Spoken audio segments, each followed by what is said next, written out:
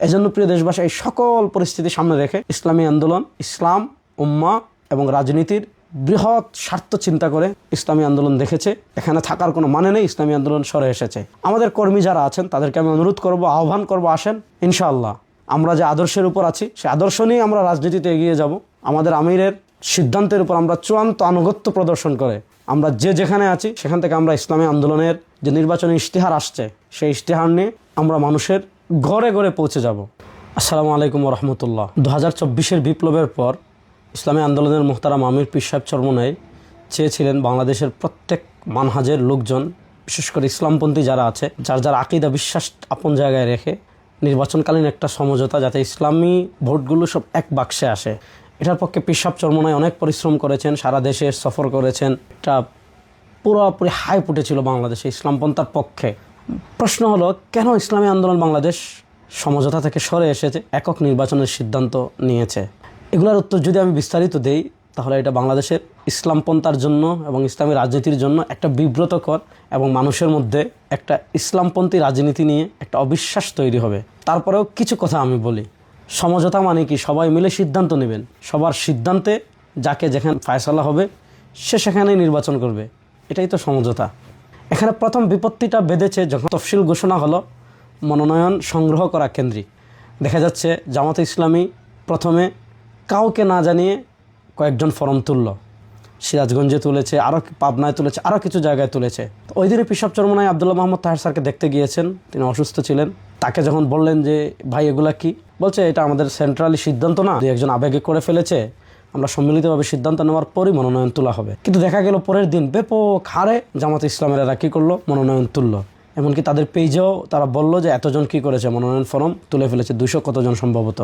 তখন ইসলামী আন্দোলনও সারা দেশে নির্দেশনা দিয়েছে যে আপনারা আপনাদের মনোনয়ন, আমাদের প্রার্থীরাও ব্যাপক হারে কী করেছে, মনোনয়ন তুলেছে।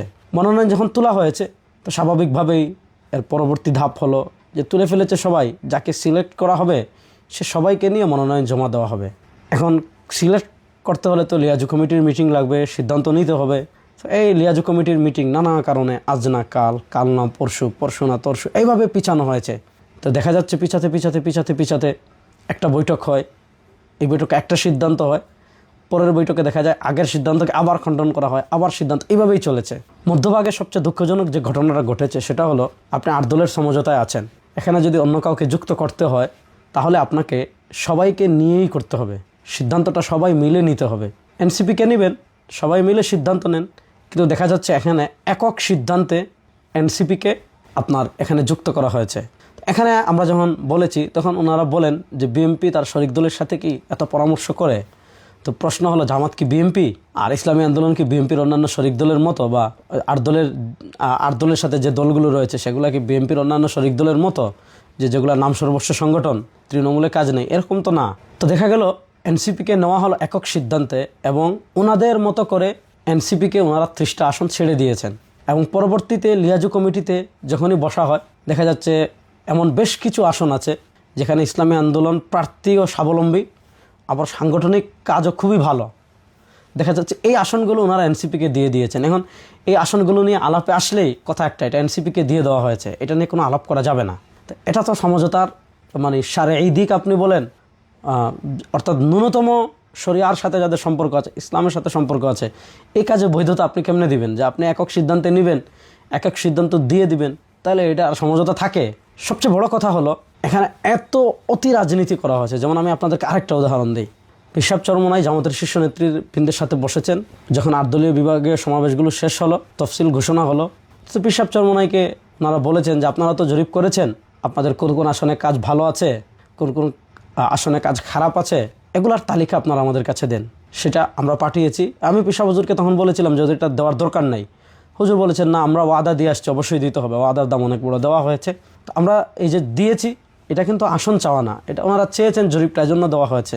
কিন্তু আমরা দেওয়ার পরে আমার দেশে নিউজ হলো যে জামাতের কাছে ইসলামী আন্দোলন এতটা আসন চেয়েছে। প্রশ্ন হলো, আমরা যে জরিপটা দিলাম এটা আসন চাওয়া না, আপনারা চেয়েছেন যে আমাদের জরিপটা দেখতে, এই জন্য দেওয়া হয়েছে। তো প্রশ্ন হলো, এটা আমার দেশের কাছে যায় কেমনে? আর আমার দেশ কিভাবে নিউজ করে যায় এতটা আসন জামাতের কাছে ইসলামী আন্দোলন চেয়েছে? এই পলিটিক্সটা শুধু ইসলামী আন্দোলনের সাথেই করা হয় নাই। দেখা যাচ্ছে বাংলাদেশ খেলাফত মজলিস, নিজামে ইসলাম পার্টি, সবাই থেকে বলা হয়েছে যে আপনারা কোন কোন আসনে কাজ ভালো, এই তালিকাটা দেন। সবাই দিয়েছে, তারপর সম্মিলিতভাবে নিউজ করা হয়েছে যে জামাতের কাছে 273-75টা আসন চায় শরিকরা। অর্থাৎ এই হাইপটা মিডিয়াতে এইভাবে তৈরি করা হয়েছে। তো এরপরে যখন এনসিপিকে নেওয়া হলো, তো এনসিপিকে নেওয়ার পর আমরা দেখলাম একটা অবিশ্বাস্য পরিবর্তন। সেটা হলো কি, আপনারা জানেন যে এনসিপি আমাদের যে মৌলিক যে দাবি আছে যে ইসলামের পক্ষে, ইসলামের বাক্সগুলো এক কাতারে আনা, এনসিপি এই থিমকেই ধারণ করে না।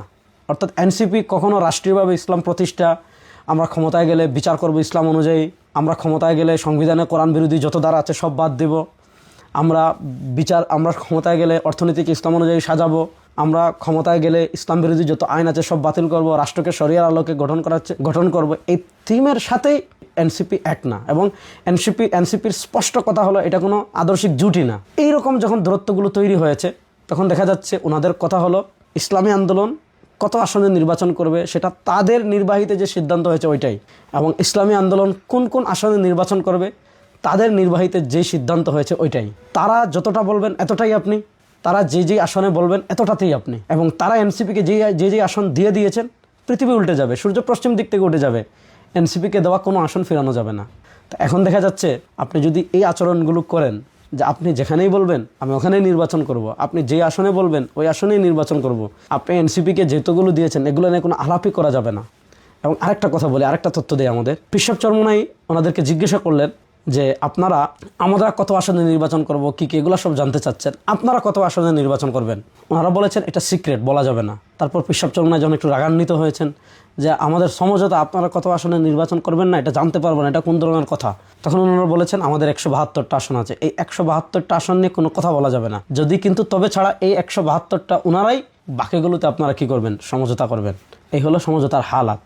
এনসিপিকে যখন ওনারা ওনাদের মতো করেছেন, ধারণ করেছেন, এনসিপিকে যখন ওনারা ওনাদের মতো আসন দিয়েছেন, তখন আমরা দেখেছি যে ওনাদের আগের যে বক্তব্য, সেই বক্তব্য আর বর্তমান বক্তব্য অনেক ডিফারেন্স। এখন আর ওনারা শরিয়ার কথা বলেন না, এবং খ্রিস্টান প্রতিনিধিদের সাথে ওনারা স্পষ্ট ভাষায় বলেছেন যে খ্রিস্টান প্রতিনিধি এসে বাহির হয়ে যে বক্তৃতা দিয়েছে যে ক্ষমতায় গেলে ওনারা শরিয়া প্রতিষ্ঠা করবেন না, ওনারা এরপরে প্রতিবাদ দিয়েছেন, দিয়ে কি বলেছেন যে দেশের যে সিস্টেমেই চলছে এই সিস্টেমেই রাষ্ট্র চলবে, সংখ্যাগরিষ্ঠ মানুষের মতামত ছাড়া ওনার রাষ্ট্রের কোনো বিধান পরিবর্তন করবেন না।